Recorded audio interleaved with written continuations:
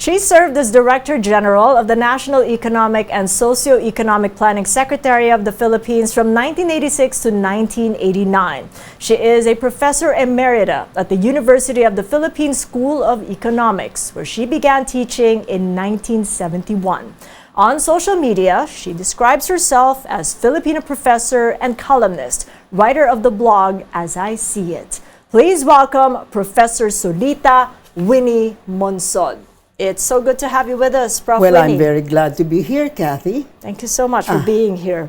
So as economist, columnist, and blogger, I know that you have been relentless in tracking the economic health of the Philippines in all the previous decades. Well, I like numbers, so I like statistics, I like figures, so I can analyze them. There's nothing like them. There's nothing like them. No, so I well, wanted to ask whether you've seen great progress during that period, during the time that you served government at the NEDA, and what you're seeing right now as Professor Emerita at UP. In some cases, there has been great progress because of the changes in technology that we've gone through. I mean, when I was a little girl, we had black and white television, and it was big deal when we had color, and now I'm talking to my sister in Washington, D.C., face to face on FaceTime. It is amazing, and I am so happy that I was here to witness it all. That's the progress. Whereas with respect to the Philippines, no, I don't think we have progressed at all politically. We may have even retrogressed because in 1968, the Nobel laureate, I forget his name, he wrote about the Asian drama, and he quoted, I quoted from him, and I tell this to my students. I show the quotes, and I say, is that something that applies to us today? And they say yes. Well, I said this was written in 1968. And it's the same thing. We're talking about the political dynasties. We're talking about, corruption. We're talking about, and they're so shocked. They say, "Wow, this was written in 1968." So that's my Political economies and dynasties. I mean, all this is political, and we're talking economics. Well, I mean, my question was about the health of the economic health of the Philippines, but then we get into politics. I mean, is there a convergence or maybe a dichotomy in there? Economics started as political economy. Is it? For all types of governments? Yeah, because whether it be a command economy, capitalist? Absolutely. It's politics all the way. I mean, because after all, who makes the choices? Who makes the decisions? The economic decisions in a polity? And the leaders, the political leaders. And so if the political leaders have their own private objectives, we're done for. You know what I mean? They're supposed to they're supposed to maximize, the welfare of the country as a whole, etc. But if they're intent on maximizing their own welfare, and they're the leaders, and they continue to be the leaders, we're dead. So have we been done for? Well, no, because we still have a lot of Filipinos who are committed to the country. You remember during COVID, when the community pantries got started, who did that? It was the people themselves. The government didn't know what, they were running around without like headless chickens. The people, the communities themselves helped each other. That's, to me, the hope of the country. And so we may be going downhill, but there is a very firm, small but firm movement pushing back. And I think we'll eventually be able to make it, because there's no reason, Kathy, why the Philippines at this point in time has less per capita income than Thailand. We have about we're about 1/3 the per capita of income of Thailand, when in 1960 we had more income than Thailand. We have the Philippines consistently over the past 60 years has shown much less growth than other countries. Now we're so proud that we're growing. Yes, we are growing, definitely. But what's the relative sizes of our economy? So what change needs to happen then? I mean, if we see examples and case studies of economies around us that have done really well, what can we do in the way of policy? Well, there have been so many studies. I mean, based on evidence, based on data, etc. I mean, for example, Jeffrey Sachs, the one who's now heading the environmental economics, etc. He said his study showed that the difference in growth between countries is mostly due to government policies and institutions. And who are the ones who who make these policies and man these institutions? The politicians. So that's it. He actually had an econometric study which showed the Philippines versus the tigers, and the Philippines versus the rest of Southeast Asia. And we were consistently the last. So, and most of that being last was because of the factor government policies and institutions. It's not that whether you're a democracy or anything, as long as your government policies are right and your institutions are strong, you'll get there. I mean, but we don't have that. We have... In previous administrations past, did you see any glimmer of hope that there might be a strengthening of the government institutions that you're now calling for? Well, just in this regime, in this administration, I was euphoric when he chose Balisacan for NEDA and Bendiocno for finance, Philip Meda. I said, wow, that is the strongest team we've ever had. I was so yabang about in the school when we had some, and I said, this is the best chance we've had. And, if I hope he plays it right.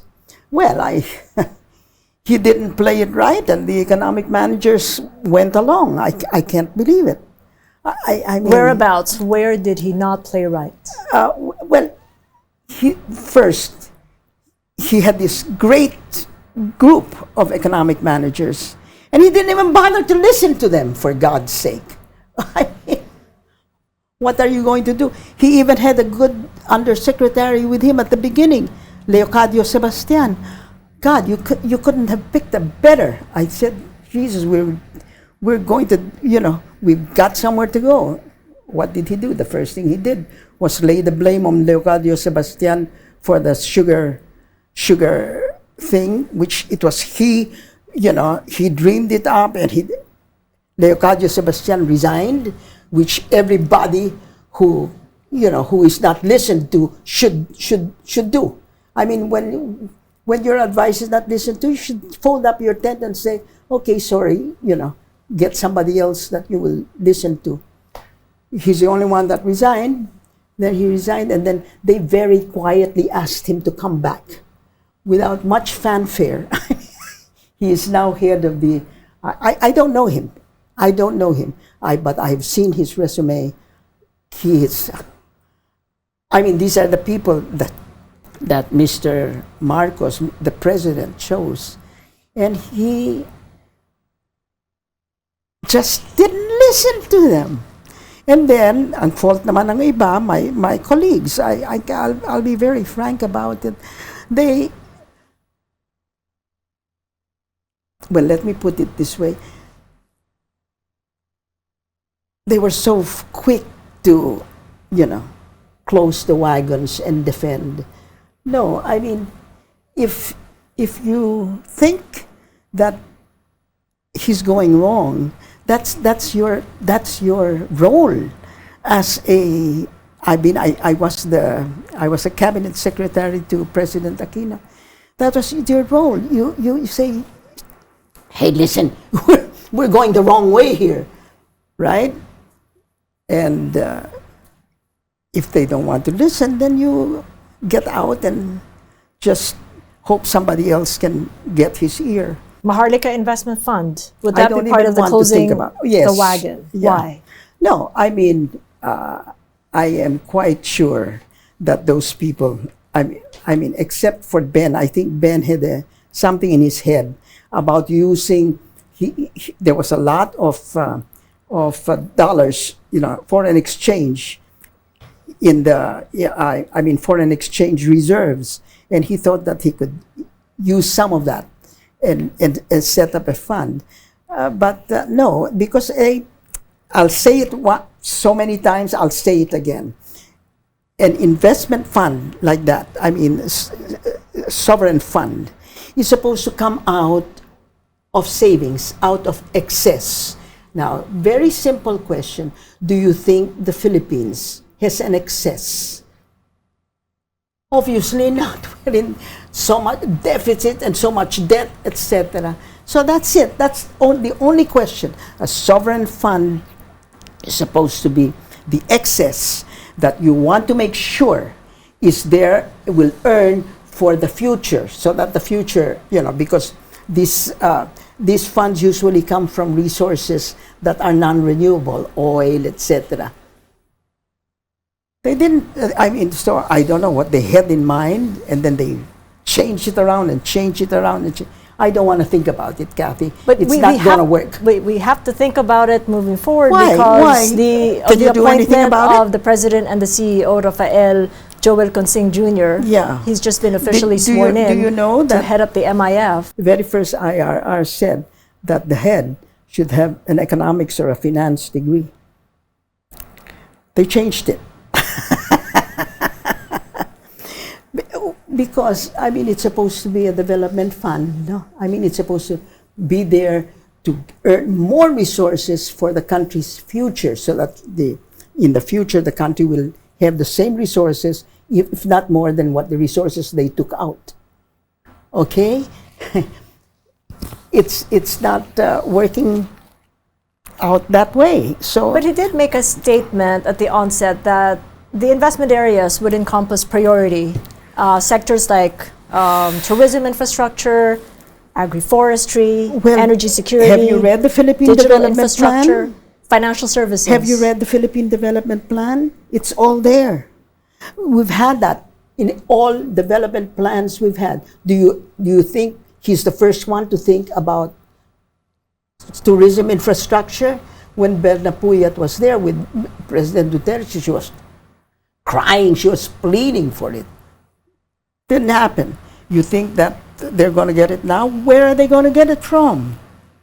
They're going to get it from 500 billion. What is it?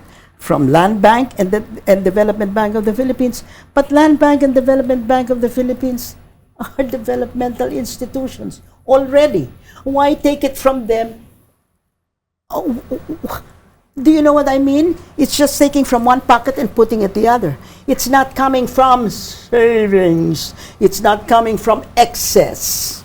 So that's it. I think it has been talked to death, Kathy. Could there be a silver lining, at least, Prof. Winnie, given the progression from the IRR to the appointment of a president and CEO? Was there a progression, or was there just try to manipulate it so that they could get their people in?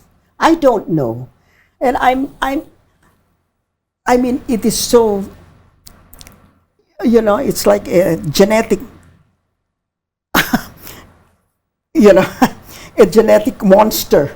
And I really don't want to talk about it, because it has been talked to death. And everybody is trying to defend it and put the best light on it. Forget it. If it does well, good. But I'm telling you, if it does well, it's going to be at the expense of the small businesses in the Philippines that the Development Bank of the Philippines cannot finance because they're putting 500 billion a year or something like that. And Land Bank, the same thing. So let's talk about those small businesses, Prof. Winnie, and the consumers alike, given that we've had an inflation problem post-pandemic, about that gut issue called inflation, or the affordability of goods and services, and how people might live comfortably or maybe even thrive in this case. What is your inflation estimate for next year? Do you think that it might come down to the levels? Well, of course it has to come down. But at the level at which the Bangko Sentral had wanted it to be, between 2 to 4%. If you say it comes down, the viewers think that the prices will come down. No, the inflation rate will come down because, prices have gone up so high already. The inflation rate inflation rate coming down doesn't mean that prices will go down. It's just that the increase in prices will slow down.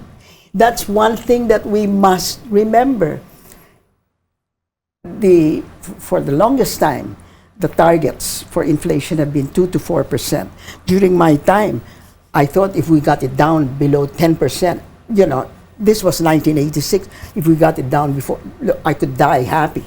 But now it's 2 to 4%. That's the central bank's targets. And Mr. Marcos, during his 15 months, July, August, September, October, 15 months in office. Do you know how much inflation has been during the Marcos administration? In the last 6 months of 2022, the inflation rate average was 7.2%. And in the last 10 months of 2023, it's now 6.4%. That's not a very good. And here I thought, if he had listened, I think, to his ministers, the competent ministers, he would have done much better. I don't know who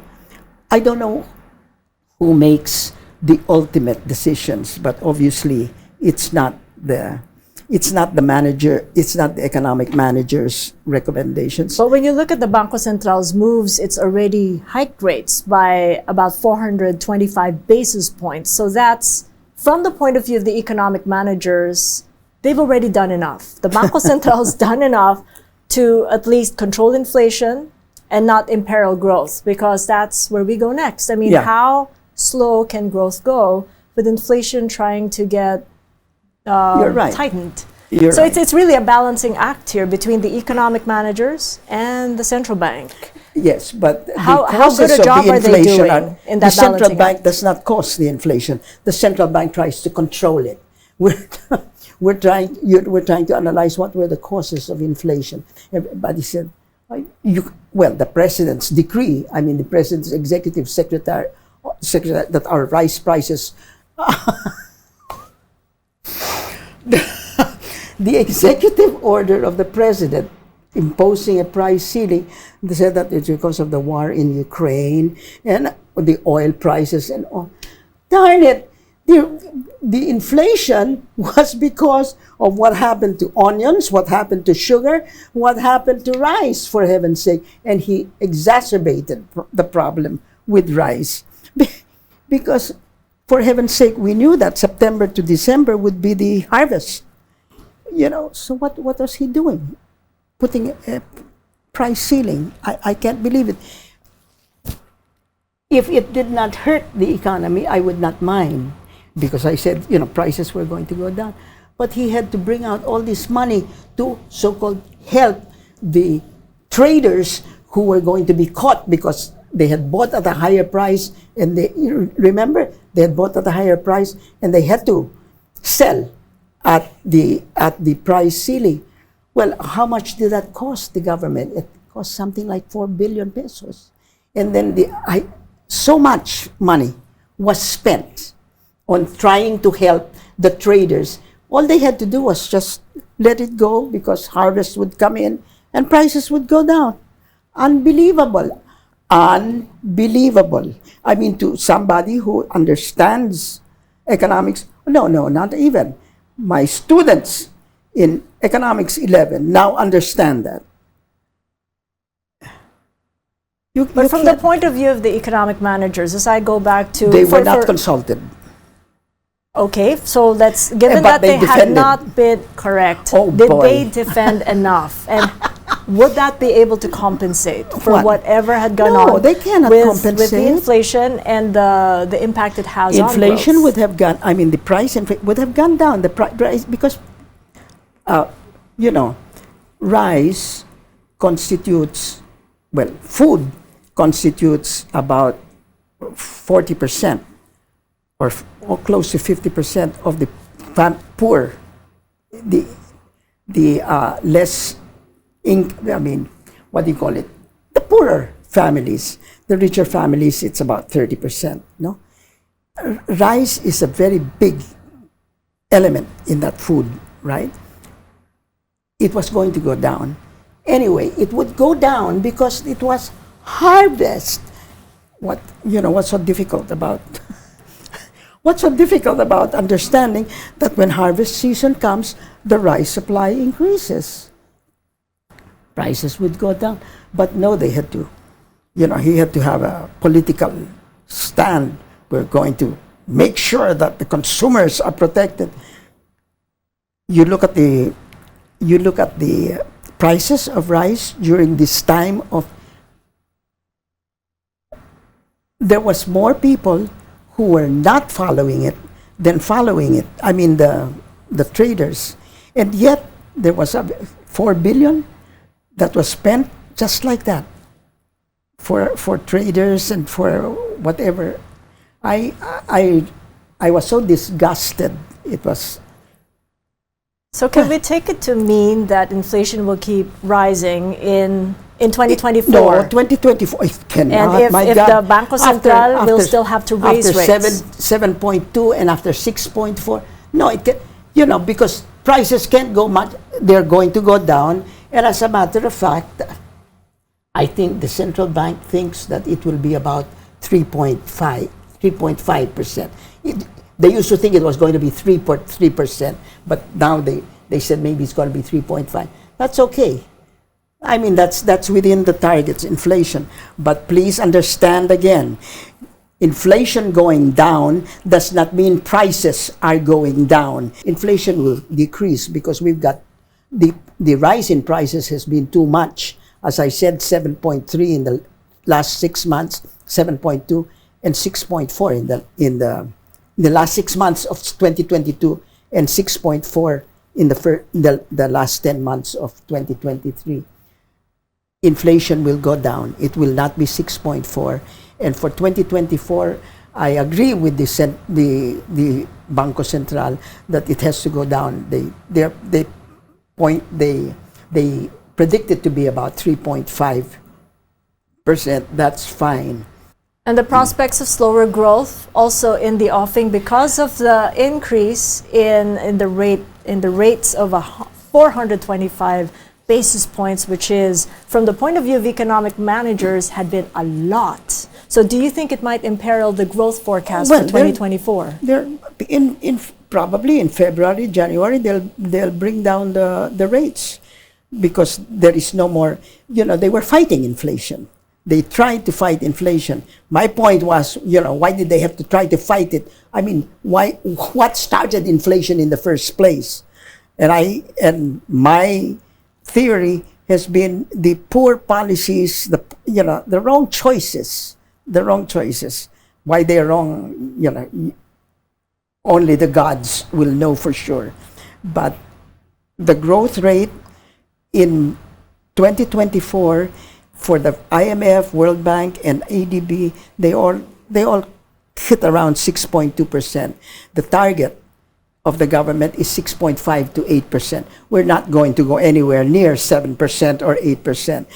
It is indeed a balancing act, as I mentioned earlier, between growth and inflation when it comes to the economic levers. But when you talk about the declining labor productivity, where are we in that space? Labor productivity, by the way, in agriculture increased. So that's the silver Labor- lining. Huh? Silver Yeah, lining. well, yeah, that's the only good thing about labor productivity is total product, GDP, divided by the number of people employed. So if the number of people employed in agriculture have gone down and the product has gone up a little, productivity has increased. So I have not seen about industrial productivity or service productivity, but usually they increase by a little. Yeah. Do you see that this trend would continue, and what impact it might have on GDP going forward then? We want labor productivity to increase much more. I mean, our labor productivity increases are much less than the neighboring countries' labor productivity. That's the whole point. I mean, we're happy that it's gone up, but it hasn't gone up all that much, Kathy. We're just like clutching at straws. There's got to be something good about this economy. Labor productivity, I just checked about it. Labor productivity during President Marcos's time has gone up a little, by about 2%. So what does the administration need to do to pump it up further and be at par with the ASEAN neighbors? Our labor productivity is very low compared to our neighbors. What do we need to do to pump it up? Well, it's get more capital in, let the workers use more machinery, more equipment, etc. The more equipment they have, the more productive they're going to be. And that's why the president is talking about bringing in equipment, machinery. I haven't seen the effects of that yet, but I really should not be seeing it. Until the farmers know how to work the equipment, etc. And we would take that conversation to the digital space where we're already talking about artificial intelligence and how that can raise productivity. But even that is a debate because we're talking about the need to upskill. Well, yeah, of course. Are we ready for it? Well, frankly, I don't think so, because we don't have the quality of our university graduates isn't very high. That is our problem. It's not just the quantity of employment that matters. It's the quality of employment. And in the Philippine statistics, if you have in the last 2 weeks planted some seeds, some pechay seeds, you are employed. Yeah, I mean, this. We have a lot of employment, but we're very happy about it. But the quality of our employment, which means that our human capital, the quality of our laborers is not very high. We need to increase that.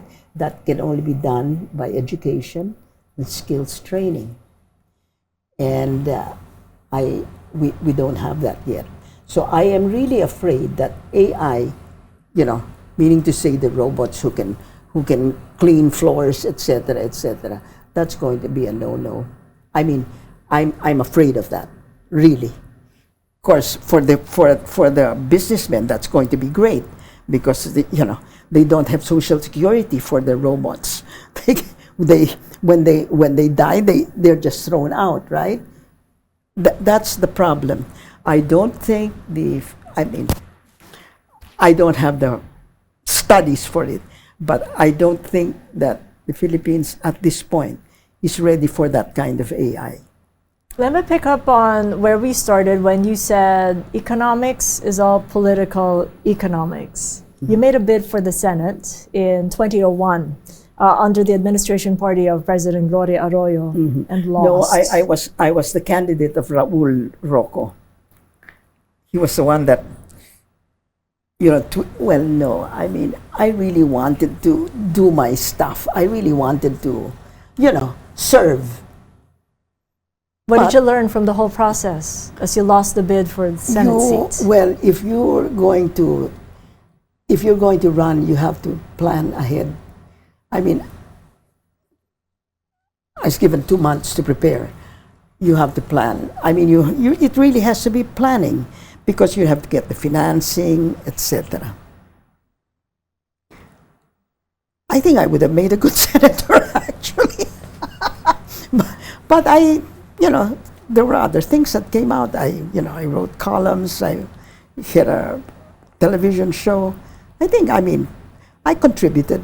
And you had an advocacy, Let Women Lead, which really takes care of raising funds to support women who have the capability Yes, that's one of to run for office. Yes. How's that progressed? Well, it's not, see, I had all these plans. We had all these plans, and it was supposed to be a long-term thing. It was not just going to be, I'm going to contribute now, and then forget it about for the next 6 years or the next year, and then I'm contributed again.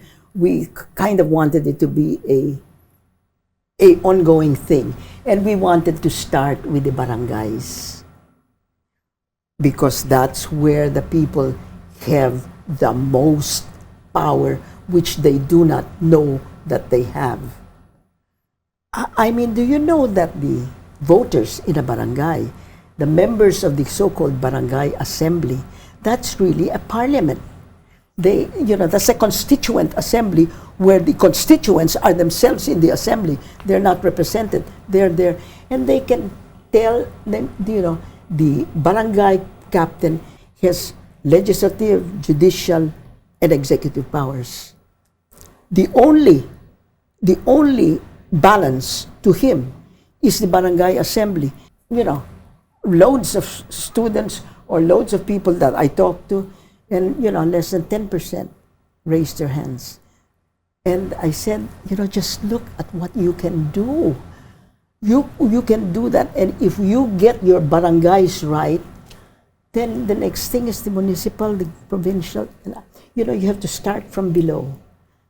That's why I have hope that we're starting from below. I think our fund funded one barangay. Nobody cared to ask us for help. Unbelievable, no? We got to help Laila de Lima. We got to help some other. And then just recently, we got to help somebody who was running for barangay Kagawad, who asked for help. And we gave her help. Laila de Lima, she sought for re-election for the Senate, but lost. But as you know, in recent days, she had been released on bail after nearly 7 years of imprisonment. What do you make of the latest development? About Laila de Lima? Yes. My God. I am so furious that the Filipino people allowed that to happen. But that's what it is. Apparently, Senator Aquino was also, Vergel Santos, my colleague, tells me that Senator Aquino was also in jail for 7 years. That seems to be, the favorite number of dictators. What do you think had been the role of media in shaping the outcome of the 2022 presidential elections? Well, I was part of a group that, we're going to be sure that we were going to be independent, etc., etc. After the elections, I really think that I really have fear that that Philippine media, I'm sorry about that, Philippine media has become such a self-censored thing. They really censor themselves. They don't tell it. I have fears because I think that, media was what do you call it? What do you call that thing when you're covered? All right, media was like that during the Marcos dictatorship, but now we don't have a dictatorship, and media is like that also. Except the censors are not the government censors; they're the media themselves. How would you advise media then with that kind of an assessment? Well, I don't know. I don't know whether it's money. I don't know whether it's intimidation or whatever, or just people getting accustomed to it. They say it's the done thing. You give me gifts, etc., and give me honoraria or whatever, and I won't. It's not saying anything. It's just not writing about it. It's not just It's not just praising whoever it is, but not writing about the things that we should write about. That's the problem. We're gonna get over it. I'm sure Filipinos are very resilient. I mean, I'm at the bottom of all this, pessimistic things. There is always that resiliency of the Filipino people that I am depending on. Maybe it will take them. I've talked about the barangay assembly for I don't know how long, maybe 5 years, 10 years. It will slowly, they'll attend a barangay assembly, and then they will realize that they should be attending more. It's just a matter of just pushing. And once we get the barangays under the people's control, where people power really counts, then you'll see a much more active Philippines, more resilient Philippines, growing Philippines. Just get the Filipino people their head and just remove from them the thought that they are powerless, because the thought that they are powerless removes their power. They think they're powerless, therefore they give up their power. You've got the students as a key audience. You've been teaching for over 50 years. 50 years, 50 excuse years. me. 71 to 21. Yes, 52 years. Well, I stopped teaching for a year when I ran. Yeah, I've been What that. changes Wow. have you seen in the studentry and the way they approach the issues that you discuss between politics and economics? Well, the student, I'll tell something that everybody gets so, they're shocked. I say the students of today are better than the kind of students we were when I was a student. They work in civil societies, they work in barangays, they do all sorts of things. At least the students in my school, the School of Economics, they're just fantastic. They do all this, aside from their what's in their curriculum, and I'm all in favor of it. And they join debating societies, and they have to study more for that kind of thing, no? They're pretty good. I'm very proud of them. So if I ask you a quick question for a quick answer, what do you prefer amongst your students? Is it matalino pero tamad, or hindi masyadong matalino pero masipag? Masipag.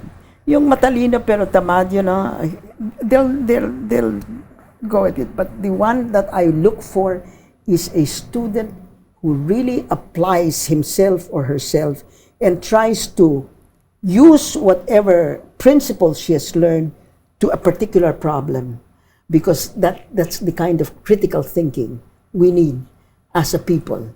We just don't get the press releases, etc., and say, oh, well, that's... But to look at things critically and say, is this right? Can I check this? Can I do my own research? That's the kind. So when I'm having that. That's what I'm always asking my students. I said, for God's sake, don't just spit it back out at me. You have to apply it to whatever issues are at hand. So when it comes to decision making, then is it maging tama or maging mabuti? No. When it comes to making decisions, you have to be very objective about it. You have to say, hindi pwedeng tama ito o mali ito. That's fast thinking. When it comes to important decisions, you have to think slowly. And thinking slowly meaning says, what are the pluses here and what are the minuses here? And then you've got to weigh those pluses and minuses. That's tough, but it has to be done for the decisions that will make our country strong again.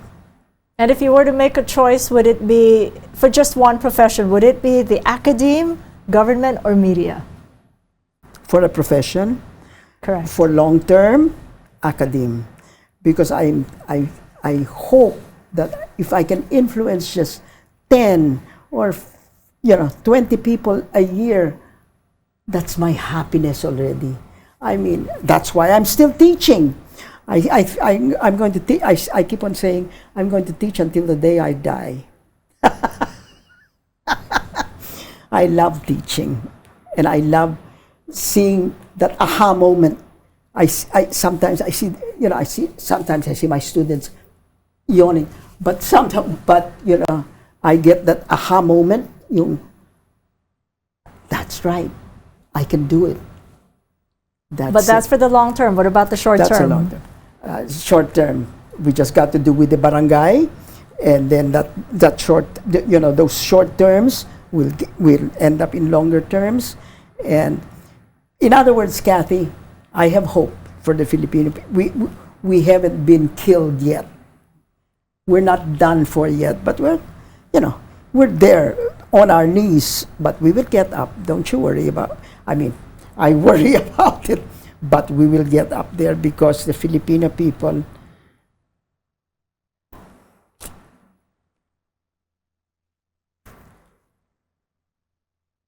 The Filipino is worth dying for. There's another milestone we have to discuss before we wrap, and What? that's the milestone with your husband, Christian. What It's about been 62 years. 62 years. 62 years, my goodness. And Yeah. the last time I read about it was when you reached 50. And I'm still around. Which is good because you could look at another milestone, Yeah. but what made that difference then, the 12-year span between 50 and 62? All him. I attribute it all to him because he is such a secure man. He lets me have my head, and he reins me in when he thinks it's too much. Really, before I show my columns to anybody, I show them to him, and he tells me, "You're too much here, too much here." I cut it down. Only a very secure, a man who's sure of himself will allow that. And a less secure man would have killed me or gone here to have his mistresses or whatever it is. I thank God that I got him. And you've raised 5 kids together at the height of your government careers. That was quite a challenge, wasn't it, when he became we always work COMELEC together. chairman? We always work together. We always work together, no matter what. And the next milestone is what, 70? I'm hoping. When I was 70, I thought I would have only 10 more years, and now I'm having 13 more years. So, I'm hoping. 90 is my next milestone. You might be around to tell the story. You never know. When I see you kids, I say, wow. I teach the children of my students, and my students have, given birth and have raised and they're my students again, and it's so nice. I say, who are here are children of my students. They raise their hands, and I like to see what they've done. And the best thing that happens to me is when somebody comes to me and says, "Ma'am, I was your student, and because of you, I did this and that." And I always tell them, "You have made my year." Now they know how to make you happy. Well, it's been such a pleasure speaking with you, ma'am. Thank you so much. Thank you Professor. very much. Catch us again next Tuesday, 9 p.m. Philippine Standard Time on One News. You can also check out the long conversation on YouTube, Spotify, Apple Podcasts, and Google Podcasts. I'm Kathy Yang, and this is Thought Leaders.